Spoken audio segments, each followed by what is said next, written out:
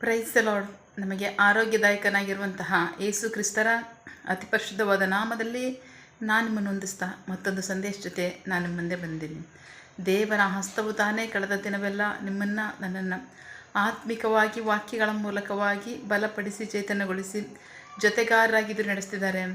ವೈಯಕ್ತಿಕವಾಗಿ ನಮ್ಮ ಅವಶ್ಯಕತೆಗಳನ್ನ ಅಗತ್ಯಗಳನ್ನ ಪೂರೈಸಿ ನಾವು ಕೈ ಇಟ್ಟು ಮಾಡ್ತಕ್ಕಂಥ ಕೆಲಸಗಳನ್ನ ಆಶೀರ್ವದಿಸಿ ಕಾದು ಪೋಷಿಸಿ ಜೊತೆಗಾರರಾಗಿದ್ದು ನಡೆಸ್ತಿರೋದಕ್ಕಾಗಿ ದೇವರಿಗೆ ಸ್ತುತಿಯು ಘನವು ಮಹಿಮೆಯು ಸದಾ ಕಾಲವು ಸ್ವಂತವಾಗಿರಲಿ. ಆಮೇನ್. ಈ ದಿನದ ಸಂದೇಶದ ವಾಕ್ಯ ಭಾಗ ಯೋಹಾನ ಸುವಾರ್ತೆ 5ನೇ ಅಧ್ಯಾಯ 1ನೇ ವಾಕ್ಯದಿಂದ 9ನೇ ವಾಕ್ಯದವರೆಗೆ. John chapter 5 verse 1 to 9. ಇದಾದ ಮೇಲೆ ಯಹೂದ್ಯರ ಹಬ್ಬವೊಂದು ಇದ್ದುದರಿಂದ ಯೇಸು ಯೆರೂಸಲೇಮಿಗೆ ಹೋದನು. ಯೆರೂಸಲೇಮಿನಲ್ಲಿ ಕುರಿ ಬಾಗಿಲು ಎಂಬ ಸ್ಥಳದ ಬಳಿ ಒಂದು ಕೊಳವಿದೆ. ಇದು ಇಬ್ರಿಯ ಭಾಷೆಯಲ್ಲಿ ಬೆತ್ಸದಾ ಎಂದು ಕರೆಯಲ್ಪಡುತ್ತಿದೆ. ಅದಕ್ಕೆ 5 ಮಂಟಪಗಳಿದ್ದವು. ಅವುಗಳಲ್ಲಿ ಅಸ್ವಸ್ಥರು, ಕುರುಡರು, ಕುಂಟರು, ಪಾರ್ಶ್ವವಾಯು ರೋಗಪೀಡಿತರು ಆಗಿದ್ದವರ ದೊಡ್ಡ ಸಮೂಹವೇ ಬಿದ್ದುಕೊಂಡು ನೀರು ಉಕ್ಕುವುದನ್ನೇ ಎದುರು ನೋಡುತ್ತಿದ್ದರು. ಏಕೆಂದರೆ ಕೆಲವೊಮ್ಮೆ ದೇವದೂತರು ಹಿಡಿದು ಹೋಗಿ ನೀರನ್ನು ಕದಲಿಸುತ್ತಿದ್ದರು. ನೀರು ಕದಲ್ಪಟ್ಟ ಮೇಲೆ ಮೊದಲು ಯಾರು ನೀರಿನೊಳಗೆ ಹೆಜ್ಜೆ ಇಡುತ್ತಿದ್ದರೋ ಅವರಿಗೆ ಯಾವ ರೋಗವಿದ್ದರೂ ಅದು ಗುಣವಾಗುತ್ತಿತ್ತು. ಆಗ 38 ವರ್ಷದಿಂದ ರೋಗಿಯಾಗಿದ್ದ ಒಬ್ಬ ಮನುಷ್ಯನು ಅಲ್ಲಿ ಇದ್ದನು. ಅವನು ಬಿದ್ದುಕೊಂಡಿರುವುದನ್ನು ಯೇಸು ನೋಡಿ ಅವನು ಈಗಾಗಲೇ ಬಹುಕಾಲದಿಂದ ಆ ಸ್ಥಿತಿಯಲ್ಲಿದ್ದಾನೆಂದು ತಿಳಿದು ಅವನಿಗೆ, ನೀನು ಗುಣಹೊಂದಲು ಮನಸ್ಸಿದೆಯೋ ಎಂದು ಕೇಳಿದನು. ಅದಕ್ಕೆ ಆ ರೋಗಿಯು ಉತ್ತರವಾಗಿ ಆತನಿಗೆ, ಸ್ವಾಮಿ, ನೀರು ಕದಲ್ಪಡುವಾಗ ನನ್ನನ್ನು ಕೊಳದೊಳಗೆ ಇಳಿಸುವುದಕ್ಕೆ ನನಗೆ ಯಾರೂ ಇಲ್ಲ. ಆದರೂ ನಾನು ಹೋಗುತ್ತಿರುವಾಗಲೇ ನನಗಿಂತ ಮುಂದಾಗಿ ಮತ್ತೊಬ್ಬನು ಹೋಗುತ್ತಾನೆ ಆದರೆ ಎಂದನು. ಯೇಸು ಅವನಿಗೆ, ಎದ್ದು ನಿನ್ನ ಹಾಸಿಗೆಯನ್ನು ತೆಗೆದುಕೊಂಡು ನಡೆ ಎಂದನು. ಕೂಡಲೇ ಆ ಮನುಷ್ಯನು ಸ್ವಸ್ಥನಾಗಿ ತನ್ನ ಹಾಸಿಗೆಯನ್ನು ತೆಗೆದುಕೊಂಡು ಹೋದನು. ಆ ದಿನವು ಸಬ್ಬತ್ತಾಗಿತ್ತು. ದೇವರಿಗೆ ಸ್ತೋತ್ರ. ನಾವು ವಾಕ್ಯ ಭಾಗ ನೋಡ್ತಾ ಇದ್ದೀವಿ. ವಾಕ್ಯ ಭಾಗದಲ್ಲಿ ಬಹಳ ಪ್ರಮುಖವಾಗಿ ನಮಗೆ ತುಂಬ ಪರಿಚಯವಾಗಿರ್ತಕ್ಕಂಥ ವಾಕ್ಯ ಭಾಗ ಸನ್ನಿವೇಶವಾಗಿದೆ. ಅಷ್ಟು ಮಾತ್ರ ಅಲ್ಲ, ಯೇಸು ಕ್ರಿಸ್ತರು ಮಾಡಿರ್ತಕ್ಕಂಥ ಎಲ್ಲ ಅದ್ಭುತಗಳು ಸಹ ನಮಗೆಲ್ಲ ಚೆನ್ನಾಗೇ ಗೊತ್ತಿದೆ. ಬಹಳ ಪ್ರಮುಖವಾಗಿ ಇವತ್ತು ವಾಕ್ಯ ಭಾಗ ನೋಡ್ತಾ ಇದ್ದೀವಿ. ಯೇಸು ಕ್ರಿಸ್ತರು ಯಹೂದ್ಯರ ಒಂದು ಹಬ್ಬ ನಡೆಯುವಂಥ ಸನ್ನಿವೇಶದಲ್ಲಿ ಯೆರೂಸಲೇಮಿಗೆ ಹೋಗ್ತಾ ಇದ್ದಾರೆ. ಆಲಯದ ಹಿಂಭಾಗದಲ್ಲಿ ಇದ್ದಂತಹ ಒಂದು ಕೊಳ, ಆ ಕೊಳ ಏನು ಅಂತಂದರೆ ಬೆತ್ತದ ಕೊಳ ಅಂತ ವಾಕ್ಯ ಹೇಳ್ತಾರೆ. ಅದು ಇಬ್ರಿಯ ಭಾಷೆಯಲ್ಲಿ ಬೆತ್ತದ ಅಂತ, ನಮಗೆ ಕುರಿ ಬಾಗಿಲು ಅಂತ ಹೇಳಲ್ಪಡುತ್ತೆ. ಸೊ ದೇವರು ಆ ಸ್ಥಳಕ್ಕೆ ಹೋದಂಥ ಸನ್ನಿವೇಶದಲ್ಲಿ ಆ ಸ್ಥಳದಲ್ಲಿ ನೋಡಿದಂತಹ ಕಾರ್ಯಗಳೇನು, ಜನರ ಅಸ್ವಸ್ಥರಾದವರು, ರೋಗಿಗಳು, ಕುಂಟರು, ಕುರುಡರು, ಪಾರ್ಶ್ವವಾಯು ರೋಗಿಗಳ ದೊಡ್ಡ ಗುಂಪೆ ಅಲ್ಲಿರೋದನ್ನು ನೋಡ್ತೀವಿ. ಕಾರಣ ಯೇಸು ಕ್ರಿಸ್ತರು ಬರೋದಕ್ಕೆ ಮುಂಚೆನೇ ಅಲ್ಲಿ ಒಂದು ಮಹಾ ಅದ್ಭುತ ನಡೀತಾ ಇತ್ತು. ಆ ಮಹಾ ಅದ್ಭುತ ಏನು ಅಂತಂದರೆ ನಮಗೆಲ್ಲ ಗೊತ್ತಿರೋ ಥರ ಆಗಾಗ ದೇವದೂತನು ಬಂದು ಅಲ್ಲಿ ನೀರನ್ನ ಕದಲಿಸ್ತಾ ಇದ್ದ. ಆ ಕದಲಿಸುವಂಥ ಸನ್ನಿವೇಶದಲ್ಲಿ ಯಾರು ಹೋಗಿ ನೀರನ್ನ ತಾಗಿಸ್ಕೊತಾ ಇದ್ರು ಅವರಿಗೆ ಯಾವುದೇ ರೋಗ ಇದ್ದರೂ ಸಹ ವಾಸಿ ಆಗ್ತಾಯಿತ್ತು. ಬಟ್ ಇಲ್ಲಿ ನಮಗೆ ಪರಿಚಯ ವಾಕ್ಯ ಭಾಗ ನಮಗೆ ಪರಿಚಯ ಮಾಡ್ತಕ್ಕಂತಹ ಸನ್ನಿವೇಶ ಇದು ಅಂದರೆ ಸುಮಾರು 38 ವರ್ಷಗಳಿಂದ ರೋಗಿಗೆ 38 ವರ್ಷ ಅಲ್ಲ, ರೋಗಕ್ಕೆ 38 ವರ್ಷಗಳಾಗಿದೆ. ಆ 38 ವರ್ಷಗಳ ರೋಗದಲ್ಲಿ ನರಳುತ್ತಿದ್ದಂಥ ಪಾರ್ಶ್ವವಾಯು ರೋಗಿಗೆ ಗುಣ ಹೊಂದೋದಕ್ಕೆ ಮನಸ್ಸಿತ್ತು. ಅವನಿಗೊಂದು ನಿರೀಕ್ಷೆ ಇತ್ತು, ನನ್ನ ಜೀವಿತದಲ್ಲೂ ದೇವರು ಒಂದು ಅದ್ಭುತವನ್ನು ಮಾಡ್ತಾರಂತ. ಬಟ್ ಅವನಿಗೆ ಅದ್ಭುತ ಹೊಂದ್ಕೊಳ್ಳೋಕ್ಕಾಗಿರಲಿಲ್ಲ. ಆದರೆ ಆ ಸನ್ನಿವೇಶ ಸುಮಾರು 38 ವರ್ಷಗಳ ತನಕ ಅವನು ಕಾದೇ ಇದ್ದಾನೆ.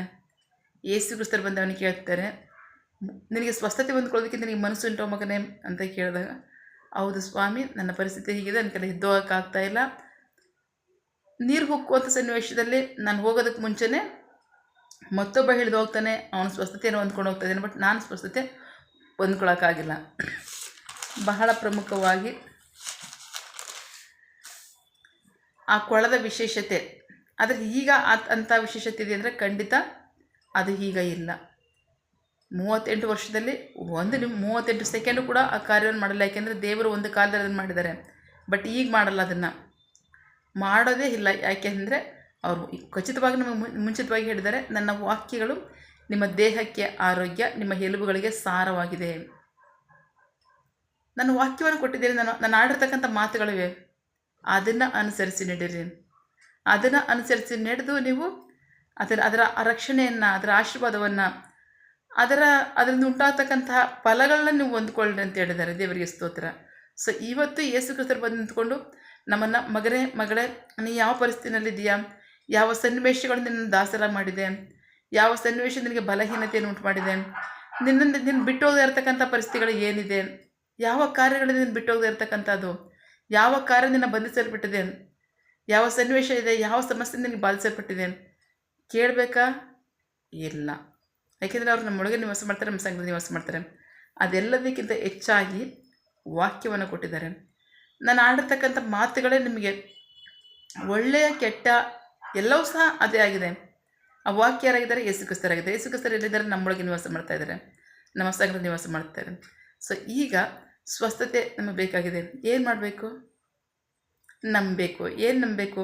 ಅವ್ರು ಆಡಿರ್ತಕ್ಕಂಥ ಮಾತುಗಳನ್ನ ನಂಬಬೇಕು. ಆ ಮಾತೇ ನಮಗೆ ವಾಕ್ಯಗಳ ಪ್ರಕಾರವಾಗಿ ನನ್ನ ವಾಕ್ಯಗಳು ನಿಮ್ಮ ದೇಹಕ್ಕೆ ಆರೋಗ್ಯ, ನಿಮ್ಮ ಎಲುಬುಗಳಿಗೆ ಸಾರ, ಶಕ್ತಿಯಾಗಿದೆ. ಅಷ್ಟು ಮಾತ್ರ ಅಲ್ಲ, ನನ್ನ ವಾಕ್ಯಗಳನ್ನು ಕಳುಹಿಸಿ ನಾನು ಅವರಿಗೆ ಸ್ವಸ್ಥತೆಯನ್ನು ಕೊಡ್ತೀನಿ ಅಂತ ಹೇಳಿದ್ದಾರೆ. ಅಷ್ಟು ಮಾತ್ರ ಅಲ್ಲ, ನಾನು ಹಾಡತಕ್ಕಂಥ ಮಾತುಗಳೇ ನಿಮಗೆ ಜೀವಧಾರೆ ಆಗಿದೆ, ಜೀವದ ಬುಗ್ಗೆ ಆಗಿದೆ. ಸೊ ಈ ಥರ ಮಾತುಗಳನ್ನ ದೇವರು ಹೇಳಿರ್ತಕ್ಕಂಥದ್ದು ಅಂದರೆ ವಾಕ್ಯವನ್ನು ನಂಬಿ ವಾಕ್ಯದ ಆಶೀರ್ವಾದವನ್ನು, ರಕ್ಷಣೆಯನ್ನು ನೀವು ಹೊಂದ್ಕೋಬೇಕು ಅಂತ. ದೇವರಿಗೆ ಸ್ತೋತ್ರ. ಆದರೆ ಇವತ್ತು ನಮಗೆ ವಾಕ್ಯ ಏನು ಹೇಳ್ತಾ ಇದೆ? ದೇವರು ಹಾಡಿರ್ತಕ್ಕಂಥ ಮಾತುಗಳು, ಯೇಸು ಅವನಿಗೆ ಎದ್ದು ನಿನ್ನ ಹಾಸಿಗೆಯನ್ನು ತೆಗೆದುಕೊಂಡು ನಡೆ ಎಂದನು. ದೇವರಿಗೆ ಸ್ತೋತ್ರ. 38 ವರ್ಷದಿಂದ ರೋಗಿಯಾಗಿದ್ದಂಥ ಮನುಷ್ಯನಿಗೆ ಯೇಸು ಕ್ರಿಸ್ತರು ಹೇಳ್ತಾರೆ, ಎದ್ದು ನಿನ್ನ ಹಾಸಿಗೆಯನ್ನು ಎತ್ತುಕೊಂಡು ನಡೆ. Jesus said to him, get up, pick up your mat and walk. Immediately the man got well. He picked up his mat and started walking. ದೇವರಿಗೆ ಸ್ತೋತ್ರ. ವಾಕ್ಯವಾಗಿ ಹೇಳುತ್ತೆ, ಯೇಸು ಕ್ರಿಸ್ತರು ಹೇಳ್ತಾರೆ, ಎದ್ದು ನಿನ್ನ ಹಾಸಿಗೆಯನ್ನು ಎತ್ತಿಕೊಂಡು ನಡೆ. ತಕ್ಷಣವೇ ಆ ಮನುಷ್ಯನ ಸ್ವಸ್ಥತೆಯನ್ನು ಹೊಂದಿ ಆತನ ಹಾಸಿಗೆಯನ್ನು ಎತ್ಕೊಂಡು ಅವನು ಚೆನ್ನಾಗಿ ನಡೆದು ಹೋದಂಥ ವಾಕ್ಯ ಹೇಳುತ್ತೆ. ಪ್ರೀತಿ ದೇವ್ರ ಮಕ್ಕಳೇ, ಈ ವಾಕ್ಯವೇ ನಮಗೆ ಇವತ್ತು ಸ್ವಸ್ಥತೆಯನ್ನು ಕೊಡ್ತಕ್ಕಂಥದ್ದು, ಇದೇ ನಮಗೆ ಬಿಡುಗಡೆಯನ್ನು ಕೊಡ್ತಕ್ಕಂಥದ್ದು, ಇದೇ ನಮಗೆ ಆರೋಗ್ಯವನ್ನು ಕೊಡ್ತಕ್ಕಂಥದ್ದು, ಆಶೀರ್ವಾದವನ್ನು ಕೊಡ್ತಕ್ಕಂಥದ್ದು ವಾಕ್ಯ ಭಾಗ. ಓಕೆ, ಆದರೆ ನಮ್ಮನ್ನು ದಾಸರನ್ನ ಮಾಡ್ಕೊಂಡಿರ್ತಕ್ಕಂಥ ಸನ್ನಿವೇಶಗಳು, ನಮ್ಮ ನಿರೀಕ್ಷೆಯಿಂದ ನಿರಾಸೆಯನ್ನು ನಡೆಸ್ತಕ್ಕಂಥ ಸನ್ನಿವೇಶಗಳು, ಅಷ್ಟು ಮಾತ್ರ ಅಲ್ಲ, ಸಮಾಧಾನ ಬಾಧಿಸಲ್ಪಟ್ಟಿರ್ತಕ್ಕಂಥ ಸನ್ನಿವೇಶಗಳು, ಬಲಹೀನತೆಯಲ್ಲಿ ನಡೆಸ್ತಕ್ಕಂಥ ಸನ್ನಿವೇಶಗಳು ಯಾವುದಿದೆ? ಇವತ್ತು ಯೇಸು ಕ್ರಿಸ್ತರು ಹೇಳ್ತಾ ಇದ್ದಾರೆ, ಮಗಳೇ ಆ ದಾಸತ್ವದಿಂದ ನೀವು ಹೊರಗೆ ಬಾ, ಆ ಗುಲಾಮತನದಿಂದ ಹೊರಗೆ ಬಾ. ನಿನ್ನ ಕತ್ತಲೆಯಲ್ಲಿ ನಡೆಸಿರ್ತಕ್ಕಂಥ ಭದ್ರವಾಗಿ ಇಟ್ಕೊಂಡಿರ್ತಕ್ಕಂಥ ಸನ್ನಿವೇಶಗಳು, ಬಾಧಿಸಲ್ಪಟ್ಟಕ್ಕಂಥ ಸನ್ನಿವೇಶಗಳು, ಕಾರ್ಯಗಳು, ಅದನ್ನು ಬಿಟ್ಟು ನೀನು ಹೊರಗೆ ಬಾ. ನಾನು ನಿನಗೆ ಸ್ವಸ್ಥತೆಯನ್ನು ಕೊಡ್ತೇನೆ, ನಾನು ನಿನಗೆ ಬಲವನ್ನು ಕೊಡ್ತೇನೆ, ಆರೋಗ್ಯವನ್ನು ಕೊಡ್ತೇನೆ, ಸಮಾಧಾನವನ್ನು ಕೊಡ್ತೇನೆ, ನನ್ನಲ್ಲಿ ನಿರೀಕ್ಷೆ ಇರಲಿ. ಯೇಸು ಕ್ರಿಸ್ತರು ಇವತ್ತು ಅದನ್ನು ಹೇಳ್ತಾ ಇದ್ದಾರೆ. ಪ್ರೀತಿ ದೇವ್ರ ಮಕ್ಕಳೇ, ನಂಬಿಗಸ್ತರಾಗಿ ವಾಕ್ಯವನ್ನು ನಂಬಿ ವಾಕ್ಯದ ಆಶೀರ್ವಾದಗಳನ್ನು ಸ್ವಂತ ಮಾಡ್ಕೊಳ್ಳೋಣ. ಆಮೇನ್. ಪ್ರಾರ್ಥಿಸಿಕೊಳ್ಳೋಣ. ಸಕಲ ಸೃಷ್ಟಿಕರ್ತನೆ, ಸರ್ವಾಧಿಕಾರಿಯೇ, ಸಾರ್ವಭೌಮನೆ, ಉನ್ನತನೇ, ಮಹೋನ್ನತನೇ, ಮಹಾಪರಿಶುದ್ಧನೇ, ಪ್ರೀತಿ ಸ್ವರೂಪನೇ, ನೀತಿವಂತನೇ, ಅಧಿಪತಿಯೇ, ಸೇನಾಧೀಶ್ವರನೇ, ಇರುವಾತನೇ, ಸರ್ವವ್ಯಾಪಿಯೇ. ಎಸಪ್ಪ, ಇದನ್ನು ವಾಕ್ಯಗಳ ಮೂಲಕವಾಗಿ ನಮ್ಮ ಸಂಗಡ ಮಾತಾಡುವಂಥ ನಿಮ್ಮ ಪ್ರೀತಿಗಾಗಿ, ನಂಬಿಗಸ್ಗೆ ನಿಮಗೆ ಸ್ತೋತ್ರ. ಸ್ವಾಮಿ, ನಿನ್ನ ವಾಕ್ಯದಲ್ಲಿ ನಾವು ಬಲವಾಗಿ ನಿಲ್ಲಬೇಕಾಗಿದೆ. ನಮ್ಮನ್ನು ಕದಲಿಸ್ತಕ್ಕಂಥ ಸನ್ನಿವೇಶ, ನಮ್ಮನ್ನು ಬಾಧೆಪಡಿಸ್ತಕ್ಕಂಥ ಸನ್ನಿವೇಶ, ನಮ್ಮನ್ನು ಬಲಹೀನಪಡಿಸ್ತಕ್ಕಂಥ ಸನ್ನಿವೇಶ, ನಮ್ಮ ಸಮಾಧಾನವನ್ನು ಬಾಧಿಸ್ತಕ್ಕಂಥ ಸನ್ನಿವೇಶ ಯಾವುದೇ ಇದ್ದರೂ ಯೇಸು ಕ್ರಿಸ್ತನ ನಾಮದಲ್ಲಿ ಇವತ್ತೇ ಈ ಕ್ಷಣದಲ್ಲಿ ಅದನ್ನು ನಮ್ಮನ್ನು ಬಿಟ್ಟು ಹೋಗ್ಲಪ್ಪ. ನಿನ್ನ ವಾಕ್ಯದ ರಕ್ಷಣೆ, ಸ್ವಸ್ಥತೆ, ಸೌಖ್ಯ, ಬಲ ನಮ್ಮನ್ನು ಆವರಿಸಲಿ. ನಿಮಗೆ ಮಹಿಮೆಯಾಗಲಿ, ನಮಗೆ ಆಶೀರ್ವಾದ, ರಕ್ಷಣೆ ಉಂಟಾಗಲಿ. ಆಮೇನ್. ಪ್ರಾರ್ಥನೆ ಕೇಳಿದ ಪ್ರೀತಿಗಾಗಿ ನಿಮಗೆ ಸ್ತೋತ್ರ.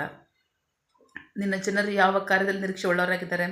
ಮಕ್ಕಳ ವಿದ್ಯಾಭ್ಯಾಸ, ಆರೋಗ್ಯ, ಅವರ ಜೀವನ ಅವಶ್ಯಕತೆ ಒಳಗತ್ತೆಗಳು, ಯೌವನಸ್ಥರ ವಿದ್ಯಾಭ್ಯಾಸ, ಆರೋಗ್ಯ, ಅವರ ಜೀವನ ಅವಶ್ಯಕತೆ ಒಳಗತ್ತೆಗಳು, ಕೆಲಸ, ಬಿಸಿನೆಸ್, ಸೇವೆ, ವಿವಾಹ ಕಾರ್ಯ, ವಯಸ್ಸಾದವರ ಜೀವನ ಅವಶ್ಯಕತೆ ಒಳಗತ್ತೆಗಳು, ಆರೋಗ್ಯ, ಸೇವೆ, ಯಾವ ಕಾರ್ಯದಲ್ಲಿ ಅವರು ನಿರೀಕ್ಷೆ ಉಳ್ಳವರಾಗಿದ್ದಾರೆ ಕಾರ್ಯದಲ್ಲಿ ತಕ್ಕ ಸಮಯದಲ್ಲಿ ನಿಮ್ಮ ಚಿತ್ತಾಂಶಗಳನ್ನು ನಂದ್ಕೊಳ್ಳಿ. ನೀವು ಹಾಗೆ ಮಾಡುವ ಪ್ರೀತಿಗಾಗಿ, ನಂಬಿಗಸ್ಗೆ ನಿಮಗೆ ಸ್ತೋತ್ರ. ಪ್ರಾರ್ಥನೆ ಕೇಳಿದ್ದೀರಾ, ಅದರಂತೆ ನಡೆಸಿರೋದಕ್ಕಾಗಿ ಸ್ತೋತ್ರ. ನಮ್ಮ ಪ್ರಾರ್ಥನೆಯನ್ನು ನಮ್ಮ ರಕ್ಷಕನಾದ ಯೇಸು ಕ್ರಿಸ್ತರ ಅತಿ ಪರಿಶುದ್ಧವಾದ ನಾಮದಲ್ಲಿ ಪ್ರಾರ್ಥಿಸಿ ನಿಮ್ಮ ಪಾದಗಳು ಸಲ್ಲಿಸಿ ನಾವು ಬೇಡುವಂತೆ ನಮ್ಮ ಜೀವನ ತಂದೆ. ಆಮೇನ್.